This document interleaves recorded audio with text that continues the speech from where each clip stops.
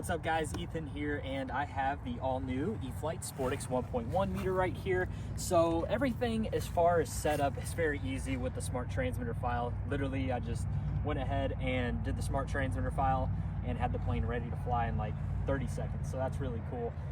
As far as the control arm placement, I have everything stock right now. I'll probably end up bumping up the throws by moving the ball link on the control arm inward and basically getting the most throw that we can. But I have one flight on this airplane and I've really been enjoying it just with stock settings. It's just a really good point and go airplane. So yeah, enough talk. I'm gonna go ahead and fly this. Also, real quick before I fly it, it is on a 4S 2200 milliamp battery, so just keep that in mind. You can also fly it on 3S if you want, but I enjoy the 4S. So yeah, let's go ahead and fly.